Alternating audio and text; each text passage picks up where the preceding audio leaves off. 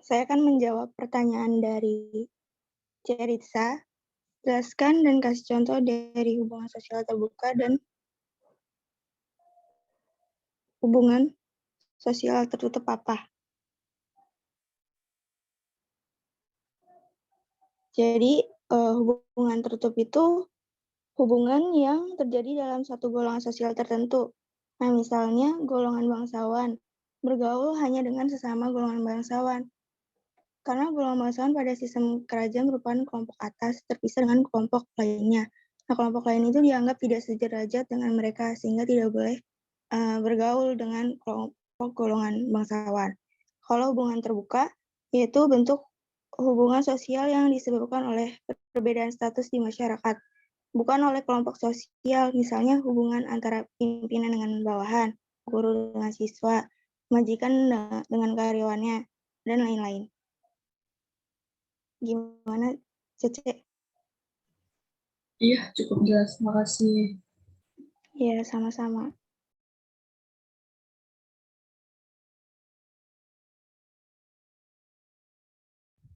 Saya akan menjawab pertanyaan dari Angelina mengenai contoh-contoh dari pendekatan rasional, tindakan pendekatan rasional. Contoh dari rasionalitas instrumental, misalnya ada seorang tukang jahit yang ingin menjahit bahan, dia pasti memilih bahan yang bagus untuk mendapatkan hasil yang lebih bagus. Terus contoh lainnya misalnya ada seorang pengusaha kayu yang ingin membuat mebel, tentunya juga sama mencari kualitas kayu yang bagus untuk menghasilkan barang yang lebih bagus juga. Terus contoh rasionalitas berorientasi nilai, eh, contohnya dalam tindakan beragama seperti yang kita tahu bahwa dalam beragama itu kita perlu memperhatikan adab. Adab ini sangat penting untuk diri kita sendiri karena adab juga bisa mempengaruhi orang lain. Maksudnya kayak kita bersikap itu dilihat sama orang lain, kalau sikap kita baik bisa dicontoh sama orang lain. Terus yang afektif contohnya itu kasih sayang orang tua sama kita. Kalau yang tradisional misalnya, contoh sederhananya kayak mengirim sesajen ke laut gitu, yang masih diikutin sama masyarakat sampai saat ini. Seperti itu Angelina. Baik, terima kasih Nabila atas penjelasannya.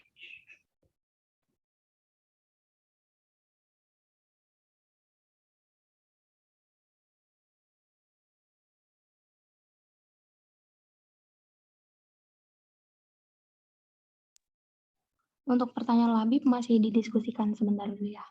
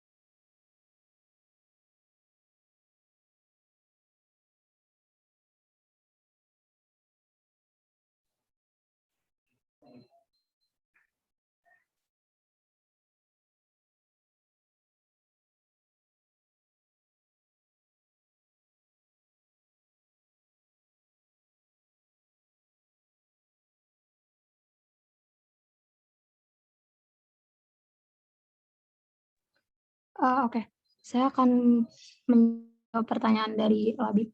Ini asumsi kelompok kami ya, murni asumsi kelompok kami.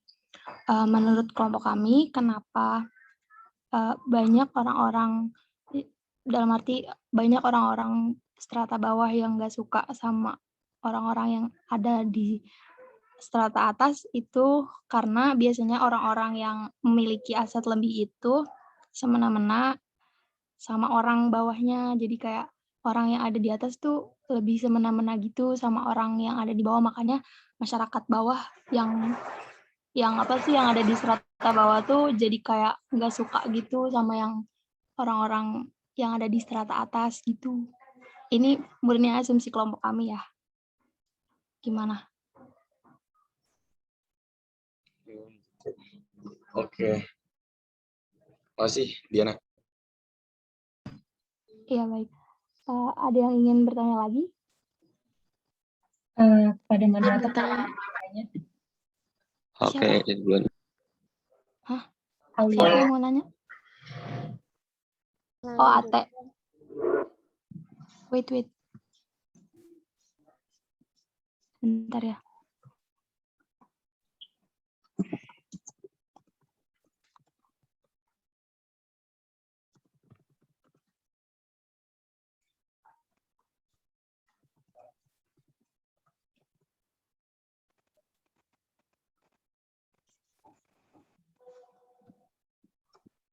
Ate mau nanya apa?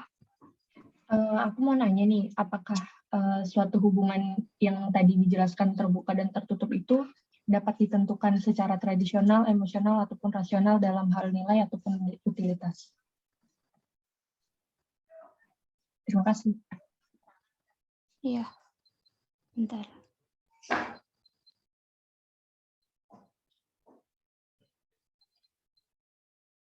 Siapa lagi? Aku mau nanya dong. Iya, Ganang. Oke, makasih. Tadi kan dijelasin kalau di dalam tiap partai itu mempunyai ideologi yang berbeda-beda. Nah, apakah perbedaan itu menimbulkan stratifikasi antar tiap partai? Jika iya, dampak apa yang masyarakat akan dapatkan? Ya, itu. Makasih. Oke, makasih. Selanjutnya, Rati. Oke. Rati Iya, apa sih? iya. Diana, Wait, aku mau nanya ya. Wait. Oke. Iya, tadi. Iya. Ya, oke. Apa?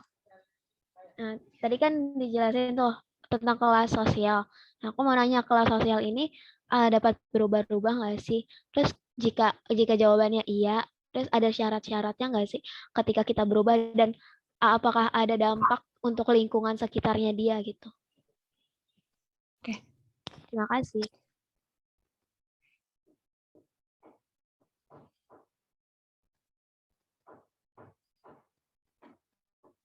Oke. Saya akan mendiskusikan dulu bersama kelompok saya.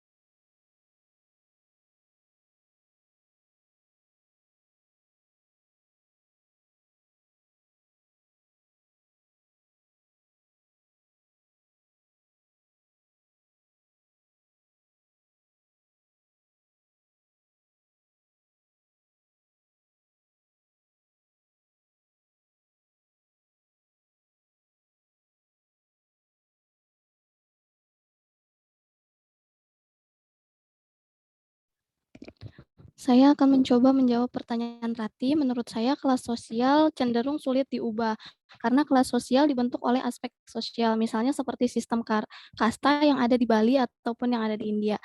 Seperti kasta Brahmana, orang-orang yang mengabdikan dirinya untuk bidang spiritual, kesatria untuk pemerintahan, waisya untuk seperti pedagang, kemudian sudra untuk kaum budak. Jadi sekeras apapun si kaum sudra berusaha akan sulit untuk memindahkan kelas sosialnya ke kelas waisya atau ke ke kesatria ataupun ke kelas Brahmana.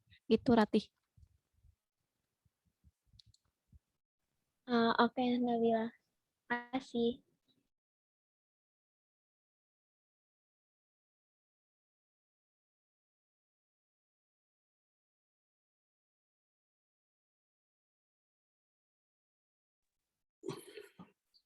Yang tidak bisa dirubah itu orangnya atau lapisannya, kelasnya.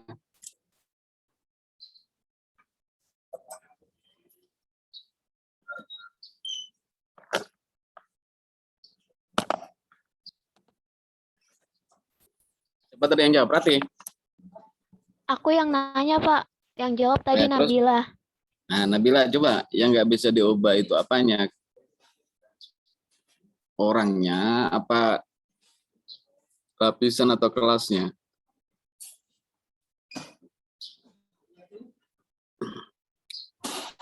Menurut saya kelasnya, Pak. Kelasnya. Karena itu udah dapat dari lahir gitu, Pak.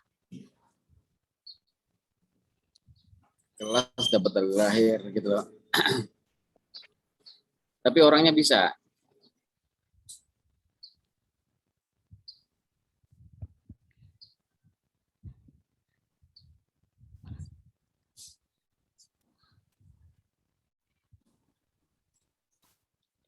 Orangnya nggak bisa juga, Pak. Nah, berarti gimana? Berarti kelas sosial itu nggak bisa dirubah dong? Bapak, saya ingin berpendapat, boleh nggak Pak? Silakan. Kalau menurut saya pribadi bisa berubah Pak. Kan tadi dijelasin juga sama kelompoknya Nabila bahwa ada hubungan sosial dan terbuka ya Pak. Dan di dalam stratifikasi pun juga ada stratifikasi tertutup, terbuka, dan campuran Pak. Jadi seseorang itu bisa pindah kelas sosialnya. Bahkan yang apa sih, yang dari kayak budaya di Bali gitu, apa sih namanya? Kayak Brahmana gitu-gitunya Pak, itu aja bisa berubah gitu Pak, kayak gitu. Kastanya ya, Teh. Kasta. Itu pendapat dari saya Pak. Makasih. Nah ya, gimana jadinya? Silakan. Iya, saya setuju dengan. Iya Pak, saya setuju dengan pendapat Aulia bahwasanya kalau kelas sosial itu bisa berubah gitu. Karena kan tadi seperti yang dikatakan Aulia, kita mengenal sistem stratifikasi sosial tertutup, terbuka, dan campuran gitu. Nah, kalau menurut saya yang bisa berubah itu kelasnya itu adalah sistem stratifikasi terbuka gitu.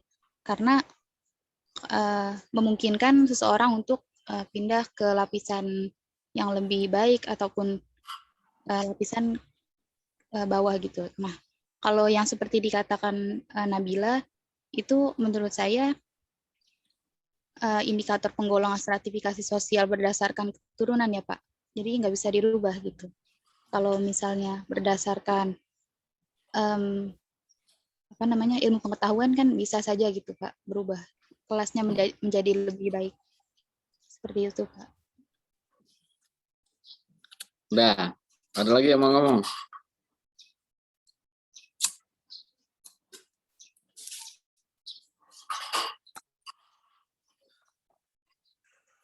Jadi kita harus ingat bahwa kelas ini kan penggolongan atribut, ya, atribut seseorang. Bagaimana di pertemuan pertama kita bahas, karena dia atribut seseorang, kalau kelasnya nggak berubah, cuman bahasanya aja berbeda-beda. Makanya di awal kan saya bilang, kelas ini sifatnya universal, dan susah sekali untuk dirubah, kecuali kalau ada revolusi. Nah, yang berubah itu adalah orang yang menduduki kelas itu. Kalau pelapisannya sama, namanya orang kaya di Jakarta sama orang kaya di Lamongan ya sama. Konkret gitu loh, kaya itu konkret. Sebagaimana Iput ganteng itu konkret. Nah, itu kira-kira namanya Danang jelek itu konkret. Itu enggak? Benar Danang? Jadi kelas itu konkret. Jadi dia tidak bisa dirubah sebagai suatu pelapisan, sebagai suatu identitas, sebagai suatu status. Dia itu di mana-mana ada. Dan dia susah untuk sekali dirubah kecuali kalau kita mengenal namanya revolusi ya. Kalau revolusi baru itu terjadilah perubahan kelas. Tapi selama tidak terjadi revolusi, maka kelas akan tetap ada. Nah, Anda bayangkan gini, kayak kita hotel gitu ya. Hotel itu kan urutan kamarnya kan sama saja. 110, 1105, urutan kamar di hotel itu. Tapi penghuninya kan berbeda-beda. Kadang siapa masuk, si A masuk, terus gimana. Nah, kelas itu seperti kamar hotel tadi. Dia tidak akan berubah. Ya, dia tidak akan berubah. Kelas tidak akan berubah. Yang berubah adalah penghuni daripada kamar hotel itu. Bisa ditangkap ya bedanya ya. Jadi penghuni dari kamar hotel itu. Kecuali kalau hotel itu dibongkar, dilakukan revolusi dalam maka kamarnya kan berubah akhirnya pada gitu loh. Nah, sebagai suatu status, Anda jangan dibingungkan antara kelas sebagai suatu identitas dan kelas sebagai sesuatu yang melekat dalam diri seseorang. Nah, kelas ini kan hanya sebagai sebuah atribut pada seseorang, ya, atribut pada seseorang. Karena dia sebagai atribut, maka dia ada di mana-mana, sama saja di mana-mana. Nah, gitu loh. Dan itu yang nggak berubah paling bahasanya aja. Kira-kira begitu. Nah, itu tambahan dari saya. Baik Pak, terima kasih.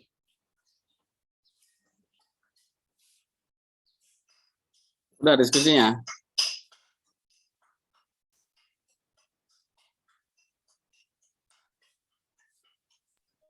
Diskusinya belum?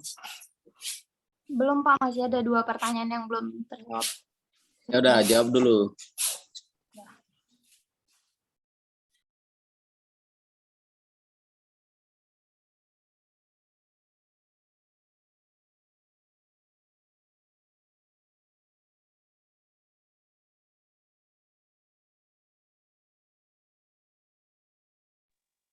Saya coba menjawab pertanyaan dari Aulia Anastasia. Apakah suatu hubungan tertutup dan hubungan terbuka dapat ditentukan secara tradisional, rasional dalam hal utilitas? Utilitas itu kan kepuasan yang diterima. Nah, hubungan sosial ini dapat menawarkan pada pihak kesempatan untuk memuaskan kepentingan intelektual atau materialnya, baik secara mutlak ataupun instrumental. Jadi bisa, contohnya ini kayak tradisional, itu pasti ada tindakan sosial yang bersifat tradisional kan. Nah, tindakan sosial ini kalau bersifat tradisional itu pasti bersifatnya rasional. Nah, si pelaku ini tidak memperhatikan proses dan tujuan terlebih dahulu. Kayak contohnya tuh bersikap sopan pada orang yang lebih tua gitu. Gimana, Teh?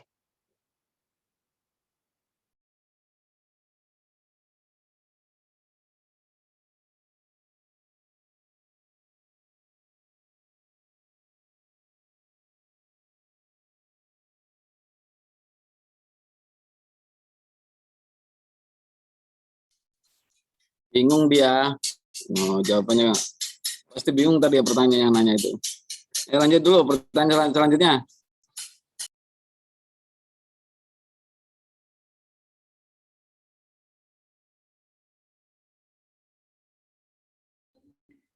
Pertanyaan yang punya Ganang agak bingung, Pak.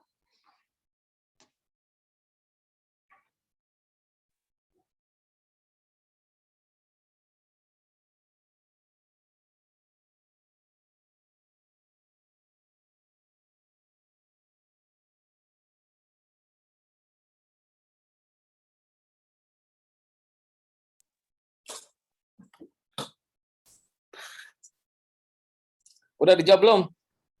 Bapak maaf, kami kesulitan menjawab pertanyaan Ganang. Apa itu? Pertanyaannya gini, kan tiap partai itu punya ideologinya masing-masing.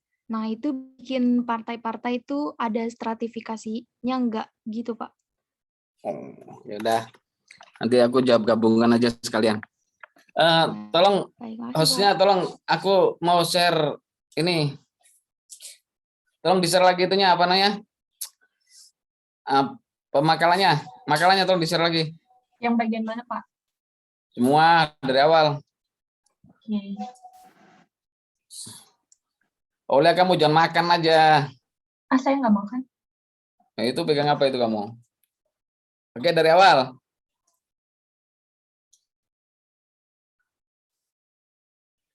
Ya, tolong mulai dari pendahuluan lah. Ya, oke. Ya, ini tolong diingat ya untuk semuanya, bukan hanya untuk kelompok ini. Jadi dari aspek administrasi dulu aku mau lihat dari aspek administrasi penyusunan makalah.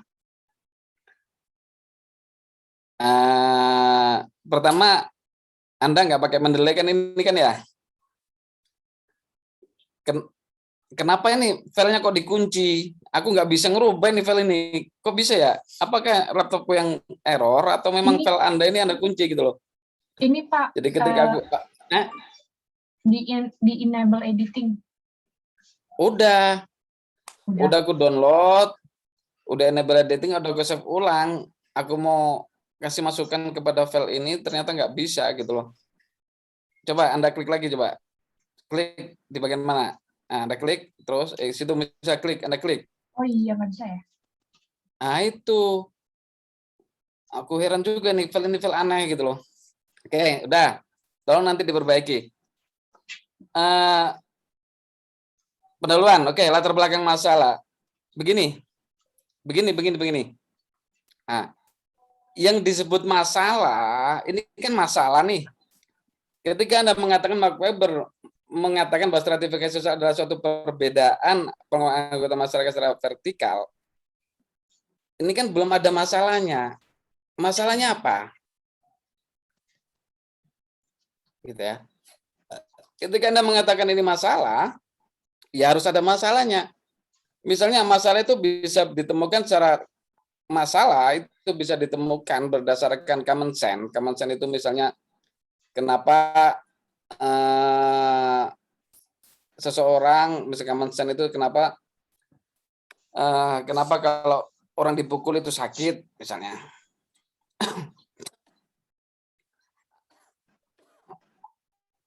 Atau masalah berdasarkan teoritik. Nah, di Weber ini banyak di diskusi kita kali ini, maka masalah ini berdasarkan teoritis. Misalnya, Anda bisa katakan di masalahnya, misalnya adalah bagaimana Weber atau bagaimana stratifikasi sosial itu dipertahankan, bagaimana resiliensi stratifikasi itu dipertahankan dalam pemikiran Weber gitu misalnya.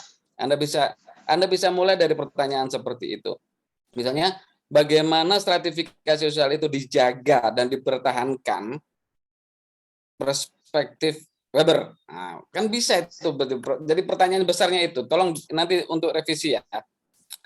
Bagaimana stratifikasi sosial itu dipertahankan, dijaga dan dipertahankan menurut pemikiran Weber. Nah, ini juga untuk merevisi pertanyaan ini juga untuk merevisi makalah sebelumnya yang mengatakan pendekatan kelas ya. Sama juga. Bagaimana stratifikasi itu dijaga dan dipertahankan menurut perspektif Karl Marx atau menurut pendekatan kelas sosial.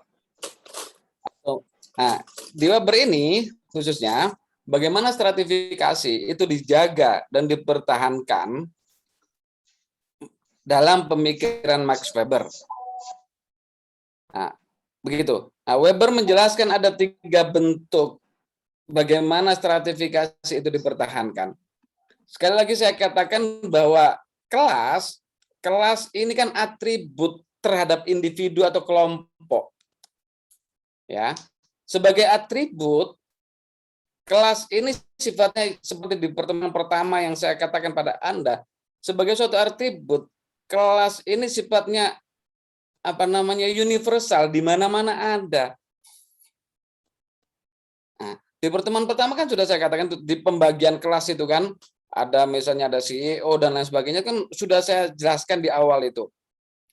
Dan berdasarkan kelas itu bagaimana kelas itu dijaga. Misalnya nih, Weber memberikan pendekatan partai. Bagaimana partai politik menjaga struktur politik, menjaga ideologi politik. Saya tadi pagi dengar bagaimana PKS, adakan berita itu PKS menyuruh kader-kadernya untuk melakukan poligami. Ini kan salah satu upaya bagaimana pemimpin-pemimpin PKS untuk menjaga keanggotaan partai dan menambah keanggotaan partai dengan cara poligami. Nah, poligami inilah akan menjadi suatu suatu diskusi yang sangat menarik. Bagaimana nilai-nilai kekeluargaan, bagaimana apakah nilai-nilai kekeluargaan itu kemudian masuk ke ranah politik, dijadikan sebagai instrumen politik. Nah, ini kan menjadi suatu permasalahan pada akhirnya. Tujuan poligami, tujuan nikah itu kan untuk menjaga keturunan, menjaga harta dan lain sebagainya. Kemudian nikah dijadikan sebagai instrumen untuk menjaga kelas politik dan partai politik. Nah, ini kan menjadi problem. Ya kan? Pada akhirnya adalah kalau problemnya di situ, bagaimana Weber, bagaimana kelas itu dijaga dan dipertahankan, bagaimana stratifikasi itu dijaga dan dipertahankan oleh suatu kelompok tertentu. Nah, di sini itu kan ada istilah namanya dominasi dan hegemoni kan gitu loh kira-kira. Nah, bicaralah di situ dominasi dan hegemoni itu apa. Terus kemudian kalau bisa ditambahkanlah riset-riset yang riset-riset yang menggunakan teori Weber dalam menjelaskan stratifikasi. Karyanya Daniel Dakidai itu pakai Weberian. Ya, Anda bisa rujuk itu karyanya Daniel Dakidai. Itu dia pakai Weberian. Terus karyanya Yudi Latif juga pakai Weber. Anda bisa gunakan itu untuk menjelaskan, Yudi Latif menjelaskan tentang intelijensia, terbentuknya intelijensia kaum terpelajar Indonesia, dia pakai Weberian. Anda bisa menggunakan itu. Anda bisa rujuk pada karya-karya seperti itu. Jadi makalahnya ini tulisan Anda itu akhirnya menjadi suatu tulisan yang enak dibaca gitu loh. Gitu. Nah, terus turun. Mana nih yang bagian turun menurun ini? Nah, rumusan masalahnya di situ. Apa yang dimaksud dengan nggak usah lagi Anda penelitian gitu loh. Rumusan masalahnya tadi, rumusan masalahnya bagaimana stratifikasi soal dijaga dan dipertahankan dalam perspektif Weberian. Nah, terus kemudian yang kedua misalnya bagaimana kelas, status dan partai itu dipergunakan untuk menjaga stratifikasi. Nah, terus yang ketiga, bagaimana hubungan sosial kan terbagi menjadi 2. Hubungan sosial itu adalah hubungan terbuka dan hubungan tertutup. Hubungan terbuka itu disebut dengan meritokrasi, bahwa perubahan status itu berdasarkan prestasi. Kalau hubungan tertutup itu disebut dengan kasta atau orang tradisional, bahwa tidak akan terjadi perubahan sosial atau tidak akan terjadi stratifikasi karena hubungannya bersifat tertutup. Jadi kelas status partai, hubungan tertutup dan terbuka, ini dijadikan instrumen oleh Weber untuk memahami, ya, untuk memahami stratifikasi sosial itu dijaga dan dipertahankan. Oke. Ingat, saya ulangi lagi. Kelas, status, partai, hubungan terbuka dan tertutup itu digunakan oleh Weber untuk menjelaskan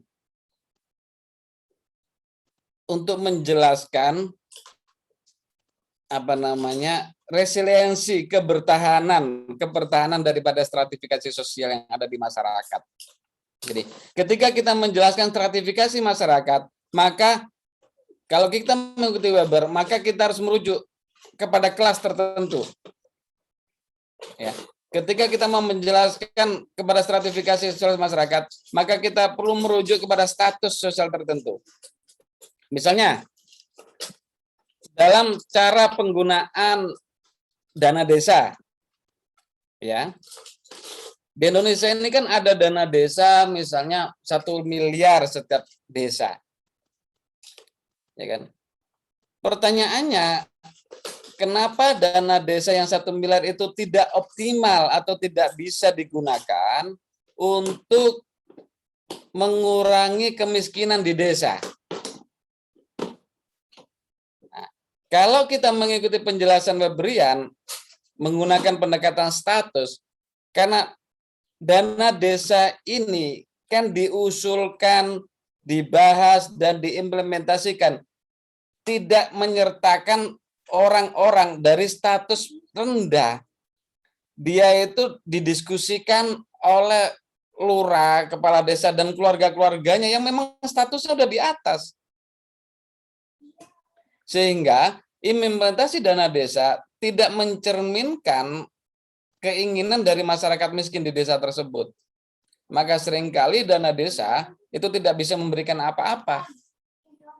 Nah, kalau kita mau menjelaskan ini dari konteks status desa, status masyarakat di desa itu yang berbeda-beda. Ada ulama di sana, ada keluarga lurah, ada tuan tanah. Nah, mereka-mereka inilah yang biasanya mengelola dan membahas tentang dana desa tersebut, dan biasanya mereka ini melupakan dan tidak mengikut sertakan orang-orang miskin yang menjadi target dari dana desa tersebut. Nah, itu penjelasan, salah satu penjelasan bagaimana stratifikasi sosial itu dipertahankan. Akhirnya orang miskin akan tetap miskin, yang kaya akan tetap kaya, yang berkuasa tetap berkuasa, yang tidak berkuasa juga tidak bisa berbuat apa-apa. Nah, contoh yang paling kasat mata di Indonesia itu adalah dana otonomi khusus Papua. Itu kan triliunan dana itu. Tapi Anda kalau udah pernah ke Papua, pasti Anda tahu bagaimana dana itu dihabiskan oleh orang Papua. Ya kan? Di Papua itu ada tradisi adat. Betapa kuatnya itu adat di Papua itu, sehingga dana otonomi khusus itu nggak bisa berimplikasi apa-apa bagi masyarakat Papua gitu loh. Karena kuatnya status itu. Nah, Weber menjelaskan itu bagaimana status itu digunakan sebagai kerangka menjaga stratifikasi dalam satu masyarakat. Ya, yang kaya tetap akan kaya dan yang miskin akan tetap miskin dan lain sebagainya. Oke, turun ke bawah.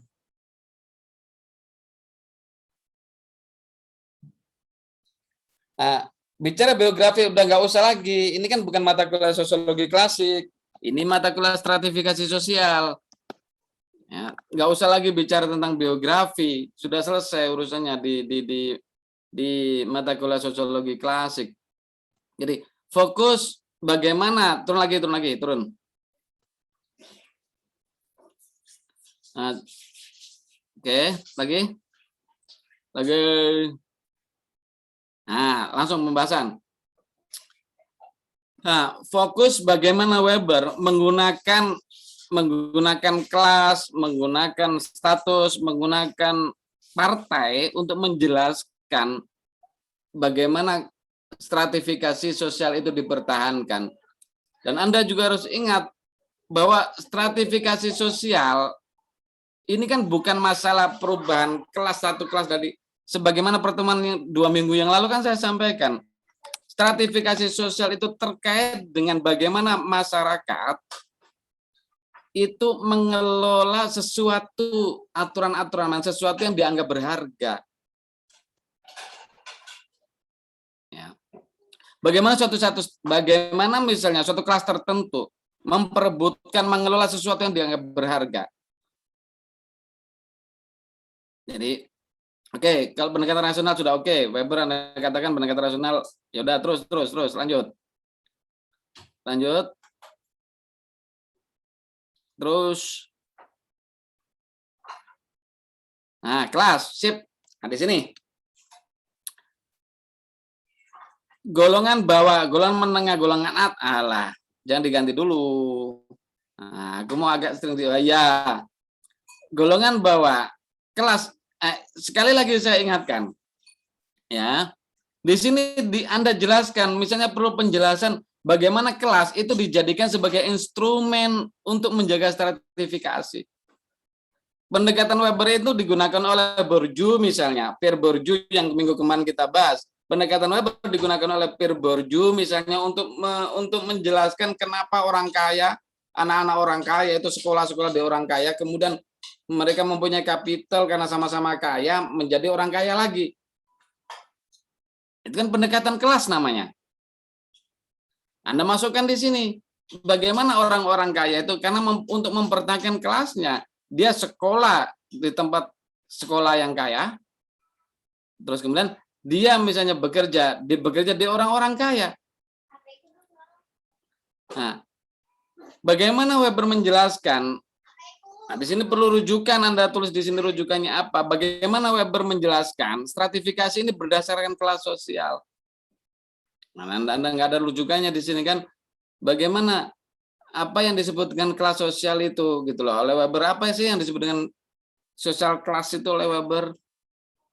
Nah, Anda masukkan di sini. Jadi, pendekatan kelas juga digunakan misalnya. Kenapa Korea itu kan negara yang merdekanya itu karena ketika Korea sudah selesai perang kedua, ketika sesudah perang dunia kedua, Korea ini kan negara yang dibangun oleh kelompok-kelompok kaya yang di sana, yang disebut dengan yang sekarang itu punya apa saya lupa namanya. Sejarah Korea, kalau Anda nonton film Korea kan jelas itu. Dibangun oleh kelompok-kelompok kerajaan yang kaya-kaya itu. Jadi makanya perusahaan-perusahaan Samsung itu ada Sebol. Korea ini dibangun oleh kelompok orang kaya yang disebut dengan Sebol. Sebol ini kelas. Kalau di Indonesia itu disebut orang kaya lah, orang kaya, orang kerajaan. Nah, di Korea itu disebut dengan Sebol. Nah, Sebol ini menginvestasikan, memberikan uangnya, memberikan emasnya untuk membangun Korea yang baru pasca Perang Dunia Kedua. Nah, akhirnya sampai hari ini Sebol ini terus berkuasa. Perusahaan-perusahaan Korea yang besar-besar itu nggak lepas dari tangannya Sebol, nggak bisa lepas dari pengaruhnya Sebol ini. Nah, pertanyaannya selanjutnya, bagaimana Sebol ini akhirnya mempertahankan dominasi mereka? Nah, itu kan menarik. Gitu. Bagaimana Sebol orang kaya Korea itu disebut dengan Sebol? Bagaimana Sebol ini mempertahankan kelas mereka, mempertahankan dominasi mereka? Sehingga misalnya ketika misalnya 3 tahun atau 5 tahun yang lalu itu kan ada perdana menteri wanita tiba-tiba turun tengah jalan karena dia melawan Sebol. Bagaimana kuatnya kelas itu gitu loh. Misalnya nih di Malaysia kita juga baru dengar kan ada perdana menteri melawan kerajaan turun di tengah jalan. Karena dia melawan kelas berkuasa di situ. Nah, jadi sebagai suatu komunitas, sebagai suatu identitas, kelas ini konkret ada gitu loh. Anda kalau suka dengan isu-isu internasional misalnya, bagaimana Taiwan itu, bagaimana Bhumibol itu Raja Thailand ya, Bhumibol, Raja Thailand. Bagaimana kurang kuatnya Thaksin Shinawatra itu, dia didukung oleh semua masyarakat. Thaksin Shinawatra ini kan orang miskin, kemudian dia bekerja giat, sekolah dan macam-macam, kemudian menjadi orang kaya, kemudian menjadi perdana menteri. Dia mencoba melakukan reformasi agraria di Thailand. Tapi yang terjadi adalah bahwa dia mengganggu kekuasaan atau mengganggu dominasinya kelas kerajaan. Anda bisa lihat itu demo berhari-hari kan, ketika itu Thaksin itu di demo berhari-hari. Ya kan? Penyelesaiannya demo apa? Bhumibol turun ke lapangan, Bhumibol memfatwakan, oke, berhenti. Nah, itu kan artinya bagaimana dominasi yang kelas itu gitu loh. Nah, itu ini akan sangat menarik ketika Anda menjelaskan ini bagaimana Weber menjelaskan menggunakan instrumen, menggunakan elemen kelas ini untuk menjelaskan stratifikasi sosial. Kemudian Anda tambahin dengan kajian-kajian yang pernah dilakukan orang tentang ini gitu loh. Itu kan akan jadi kaya makalah ini gitu loh kira-kira. Jadi makalahnya tuh nggak kayak Wikipedia gini gitu loh. Jadi kan nggak menarik jadinya diskusinya. Begitu ya, Aulia ya. Nah, selanjutnya status. Turun. Nah, status sosial sebagaimana kelas tadi. Status sosial adalah suatu tempat atau sosial yang apa ini? Coba Anda rujuk lagi apa Weber, kalau bisa bahasa Inggris lah kira-kira terujukannya gitu loh. Gitu kan. Jadi aku lebih nggak paham baca bahasa Indonesia kalian ini daripada bahasa Inggrisnya gitu loh kira-kira. Kalau Anda yang keciputat, Anda minta lah itu Anda minta bahan ajarnya itu di fotokopi Excel situ gitu loh. Jadi bahan-bahan kalian ini bisa terarah gitu loh. Nah, kalau misalnya Anda di Excel itu udah saya taruh bahan-bahan ajarnya, jadi misalnya perlu pengertian seperti ini perlu clear. Bagaimana status, apa itu status. Jadi ketika kita berdiskusi itu enak gitu loh. Gitu kan? Status adalah suatu tempat atau posisi seseorang yang ada dalam kelompok masyarakat. Ini normatif. Ya status mah kayak gitu, tapi Weber bagaimana status itu?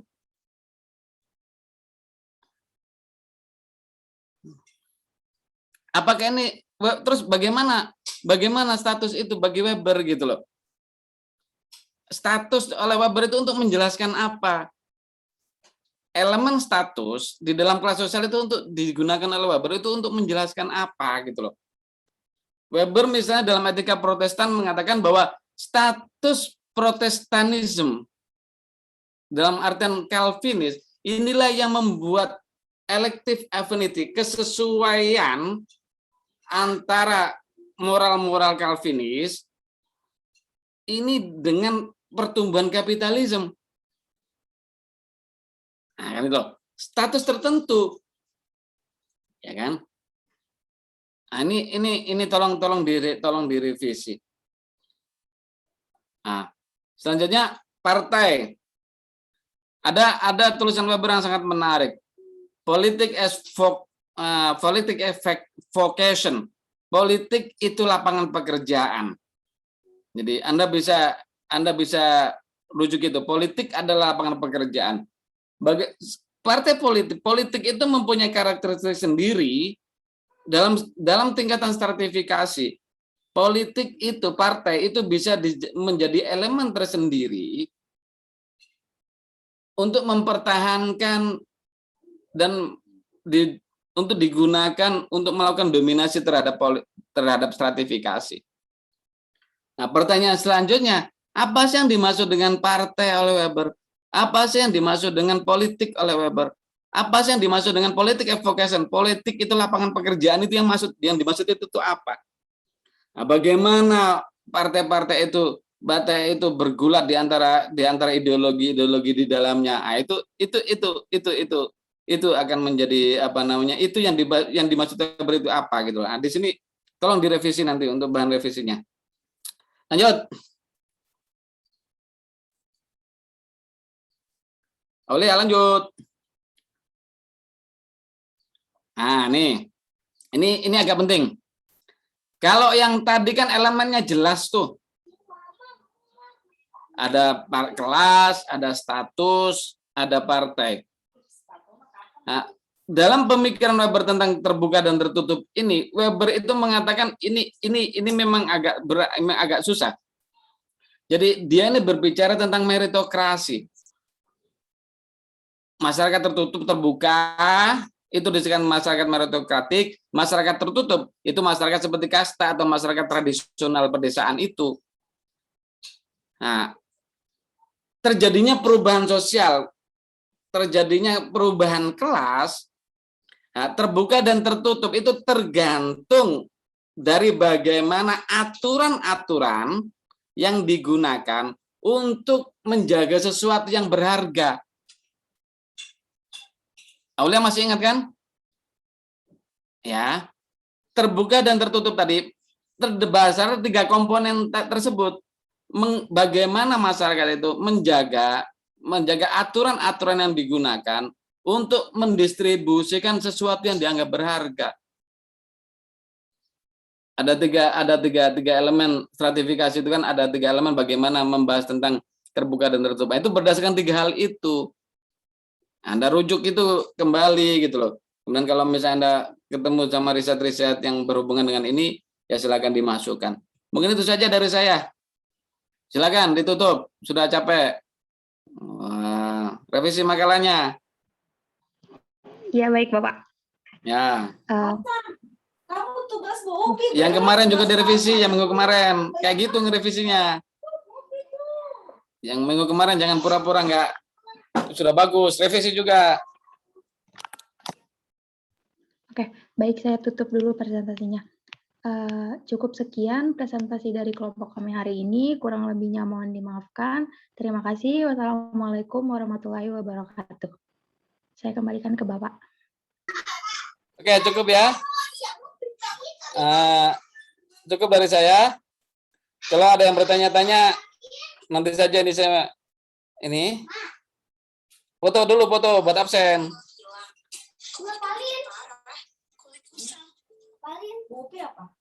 SS dulu ya Pak. Iya di foto dulu Pak. Ya foto buat absen ayo. Ayo semuanya on cam.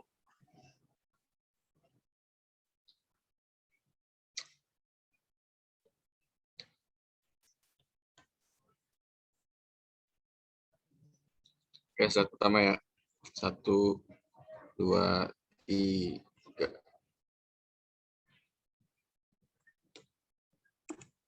Oke, berikutnya 1, 2, 3. Oke Pak, udah Pak.